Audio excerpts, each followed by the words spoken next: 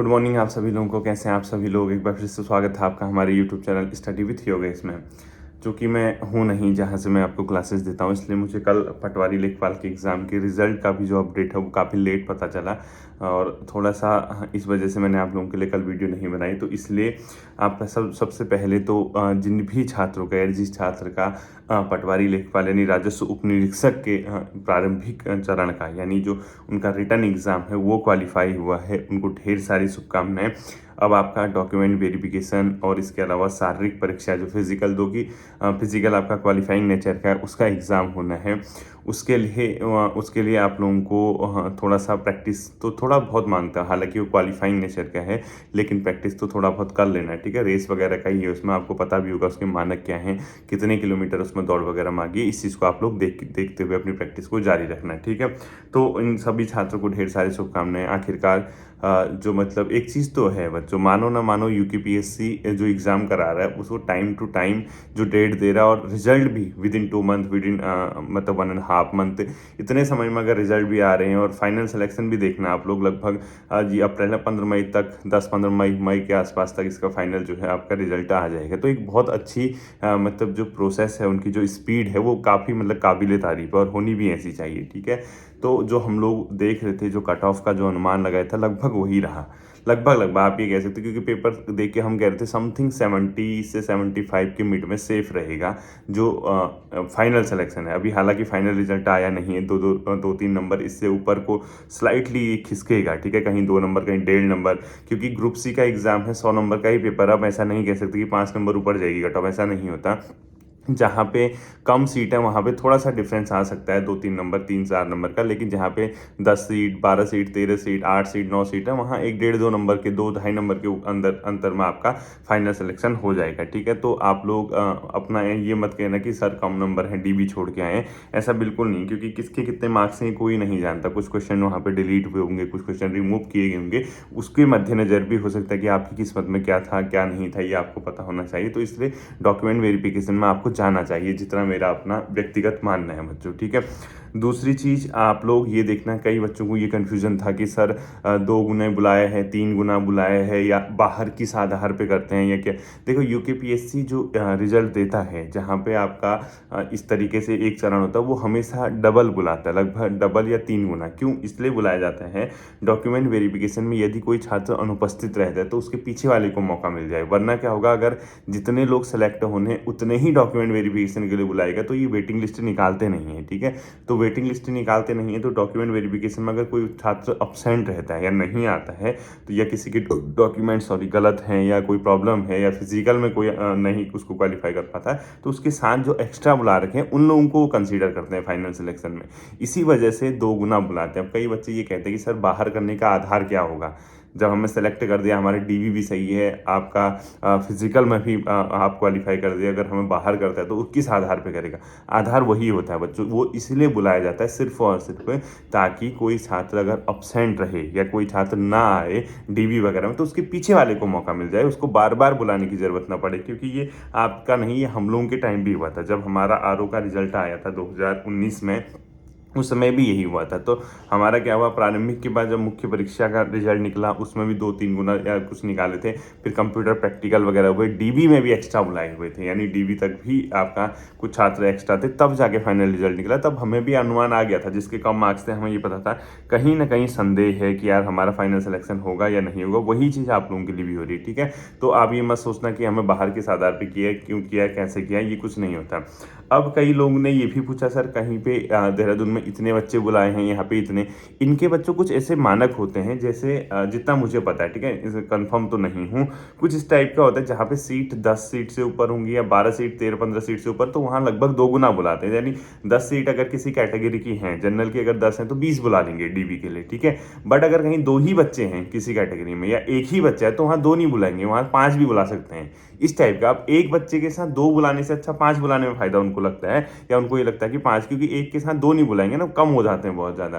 तो जहाँ मुझे लगता है कि 5 से कम सीट या 10 से कम सीट है, वहाँ ही नंबर ऑफ टाइम जो है जो स्टूडेंट को बुलाने का वो बढ़ जाता है। तब जब आप ओवरऑल कैलकुलेट करोगे, जैसे उसने लिखा है लगभग 3 गुना, लगभग 3 गुना का मतलब अगर आप लगाओगे देहरादून में 30 सीट है, अगर 90 बुलाए हैं, ऐसा नहीं हो सकता है। हो सकता है कि वो 110 बुला दे या हो सकता है कि वो 80 ही बुलाए। तो कहीं कहीं इनके ना जो कैटेगरी वाइज यानी सब कैटेगरी जो होती है उसके आधार पे डबल या इस टाइप से कुछ चीज़ें होती है, वो हमें तब लगता है कि यार ये ज़्यादा बुलाए हैं या कम बुलाए हैं, ठीक है। वो सब चलो बात की बात है। बाकी कट ऑफ वगैरह आपने देख ली होगी, कौन क्वेश्चन डिलीट हुए क्या हुए, ये इस पे मैं ज़्यादा बात नहीं करूँगा। डिस्ट्रिक्ट वाइज क्या कट ऑफ रही कैसे रही उस पर भी ज़्यादा बात नहीं करूँगा।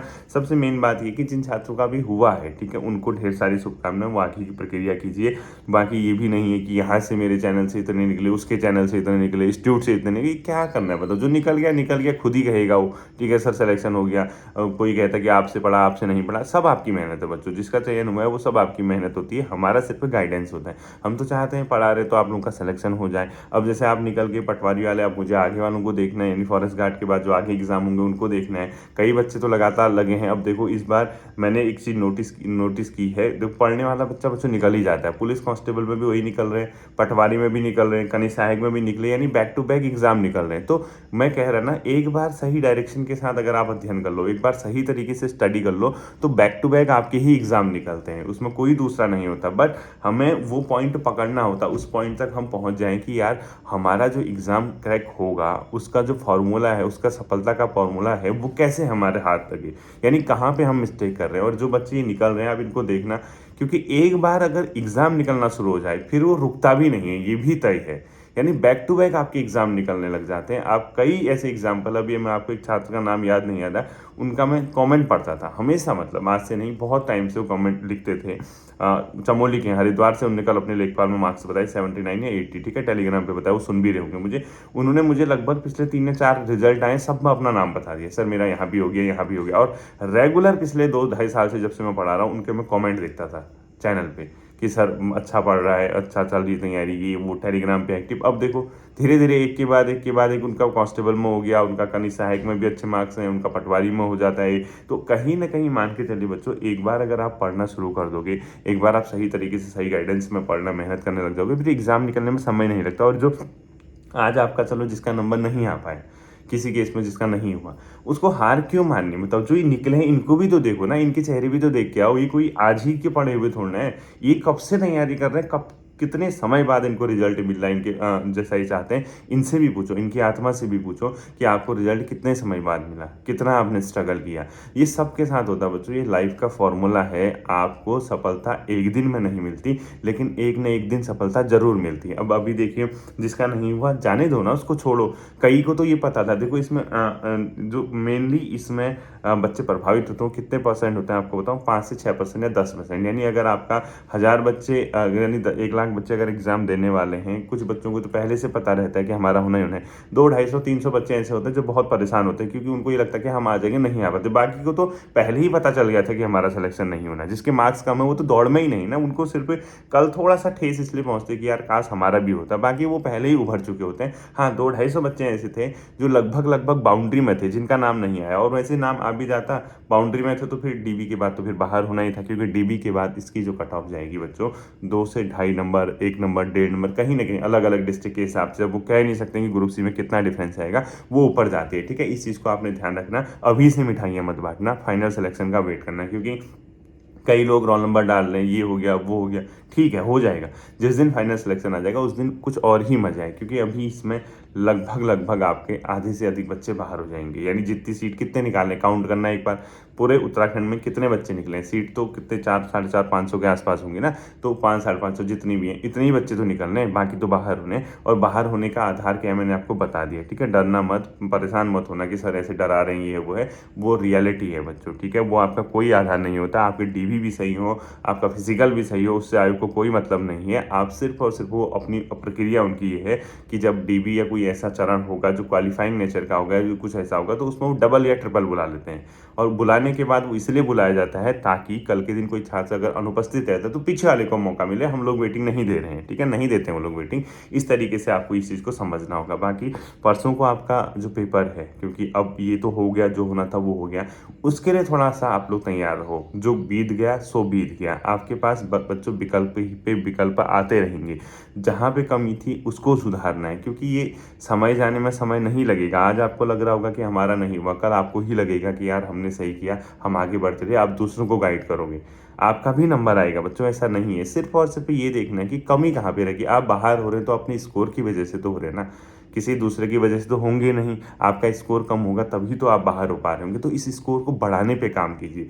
दूसरों को दोष देना या दूसरों से को अपने आप को खुद को बार बार कोसते रहना, ये कोई विकल्प नहीं। आप कमियों पे नज़र डालिए, देखिए कि यार मेरी कहाँ कमी रह गई थी, मुझे कहाँ पे सुधार करने की आवश्यकता है। जब आप अपनी कमियों पे काम करने लग जाएंगे तो आपके लिए चीज़ें बहुत आसान हो जाती हैं बच्चों, एक समय के बाद। ठीक है, तो आप इस चीज़ से उभरिए। उन सभी छात्रों को ढेर सारी शुभकामनाएं जिनका चयन प्रथम चरण में हो चुका है। आने वाले चरण के लिए आप लोग तैयार रहिए, थोड़ा सा फिजिकल की प्रैक्टिस कर लेना और आपका हो जाएगा सिलेक्शन, फिक्र मत करना। बाकी परसों को जो पेपर है संडे को, उसके लिए मैं इवनिंग में आपको गाइड करता हूँ। ठीक है, अपना ध्यान रखिएगा। Thank you.